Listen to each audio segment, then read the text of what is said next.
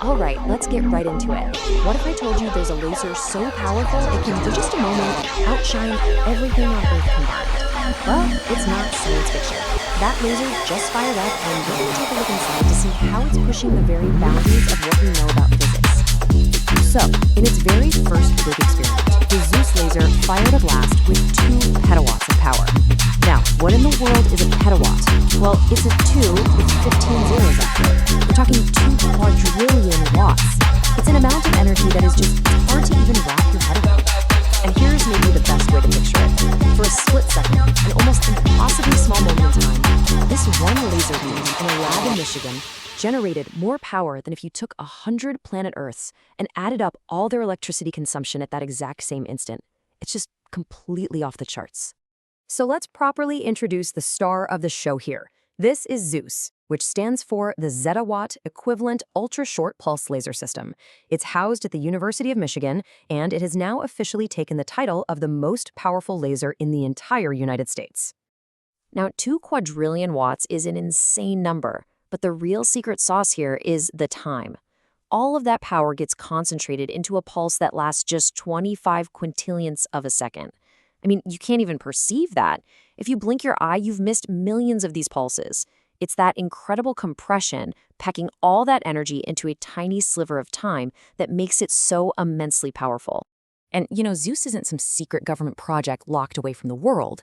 It's what's called a user facility. That means scientists and researchers from anywhere can actually apply to come and use it for their own experiments. So it's really a tool for the whole scientific community, kind of like how astronomers from all over the globe get to use the Hubble Space Telescope. So, the big question is, how on earth do you make a beam of light this powerful?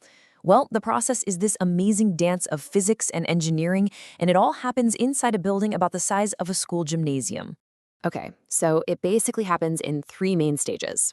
First, a set of powerful lasers zaps this huge crystal, which creates the first little seed of the laser beam. Then, and this is clever, they stretch that beam out, kind of like pulling a rubber band. That lets them pump a massive amount of energy into it to amplify it without breaking everything. And for the grand finale, they compress it all back down into that super short, super powerful pulse and focus it onto a target. And this is where the physics gets really, really cool.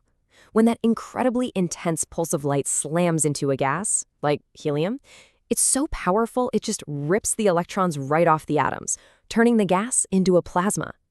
The laser then plows through that plasma, leaving a wake behind it. Which brings us to a really great way to think about this. That's pretty much exactly what happens here, but with subatomic particles. The electrons get caught up in the wake of the laser pulse, and they surf it, getting accelerated to unbelievable speeds. To get electrons moving this fast, you'd normally need a particle accelerator that's miles long. Zeus does it in just a few centimeters. It's a total game changer. Okay, so having a giant, record-breaking laser is awesome, but what's it for? What can you actually do with it? Well, this isn't just about setting records. It's about kicking open brand new doors for scientific discovery in a whole bunch of different fields. And the potential applications here are just incredibly broad.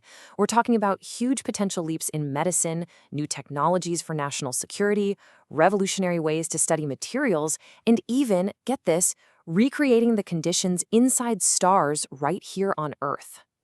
Take medicine, for example. Your standard X-ray is great for looking at bones, right? But it has a really tough time seeing soft tissues with any kind of detail. The special kind of radiation that Zeus can generate could lead to new kinds of imaging that could let doctors see things like tumors or tiny bits of tissue damage with a clarity that we just can't get today. And this has massive implications for fields like astrophysics and material science. We can't exactly send a probe to the center of a star to see what's going on, but with Zeus, we can create those same insane pressures and temperatures in a tiny controlled space in the lab. We can literally watch and study how matter behaves in some of the most extreme environments in the entire universe. And maybe the most incredible part of this whole story is that Zeus is really just warming up. It hasn't even hit its full power yet. So as amazing as all this is, The future for this technology is, well, blindingly bright. So, the next big step for the team is to crank the power up even more. They're going from the 2 petawatts they've already hit to their full design power of 3 petawatts. So yeah, this already record-shattering laser is about to get another 50% more powerful. But this is the ultimate goal. This is where the Z in Zeus comes from. The final plan is to use its power in a whole new way. They'll use one laser pulse to get those electrons surfing up to nearly the speed of light, and then they'll fire a second, powerful pulse to collide with them head-on. The sheer physics of that collision will create an equivalent power of 1 zettawatt, and that's 1,000 petawatts. And this is where my brain starts to hurt a little bit, in a good way. For that tiny electron, which is already zipping along at almost the speed of light, getting hit by that second laser will be like getting hit by a beam that is 1,000,000 times more powerful than it actually is.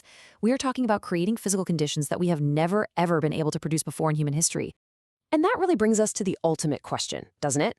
When you create an experiment that pushes matter and energy into a realm that is completely unexplored, what do you find? What new rules of physics might be waiting for us? That's the door that Zeus is about to blow wide open. And believe me, the entire world of science is holding its breath to see what's on the other side.